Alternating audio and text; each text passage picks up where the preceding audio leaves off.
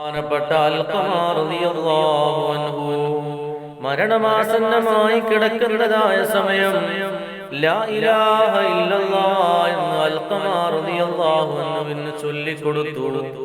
പക്ഷേ അൽഖമാ റളിയല്ലാഹു അൻഹു ലാ ഇലാഹ ഇല്ലല്ലാഹ് എന്ന് ചൊല്ലുന്നില്ല. വീണ്ടും ചൊല്ലിക്കൊടുത്തു. അൽഖമാ റളിയല്ലാഹു അൻഹു ചൊല്ലുന്നില്ല. ഈ വിവരം അല്ലാഹുവിന്റെ റസൂലിനോട് ചെന്ന് പറഞ്ഞു, യാ റസൂലല്ലാഹ്, അല്ലാഹുവിന്റെ റസൂലേ, അൽഖമാ റളിയല്ലാഹു അൻഹു മരണമാസന്നമായി കിടക്കുകയാണ് നബിയേ.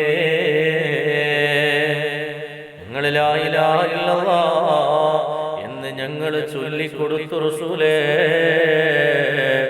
അൽഖമാ റളിയല്ലാഹു അൻഹു ലാ ഇലാഹ ഇല്ലല്ലാഹ് എന്ന് ചൊല്ലുന്നില്ല നബിയേ. അല്ലാഹുവിന്റെ ഹബീബ് അൽഖമാ റളിയല്ലാഹു അൻഹുവിന്റെ ഉമ്മയെ വിളിക്കാൻ പറഞ്ഞു. കാരണം ഉമ്മാക്ക് അൽഖമാ റളിയല്ലാഹു അൻഹുവിനോട് വല്ലാത്ത വെറുപ്പായിരുന്നു. ആ വെറുപ്പ് കാരണം കൊണ്ടാണ് അൽഖമാ റളിയല്ലാഹു അൻഹുവിന് ലാ ഇലാഹ ഇല്ലല്ലാഹ് എന്ന് ചൊല്ലാൻ കഴിയാത്തത്. അങ്ങനെ ഉമ്മാനെ വിളിക്കാൻ പറഞ്ഞു.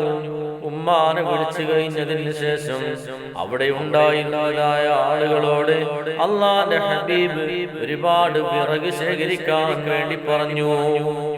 ആ വിറകെല്ലാം ശേഖരിച്ചു കഴിഞ്ഞ് അല്ലാഹുവിന്റെ ഹബീബ് പറഞ്ഞു, ആ വിറകിന് നിങ്ങൾ തീ കൊളുത്തണേ.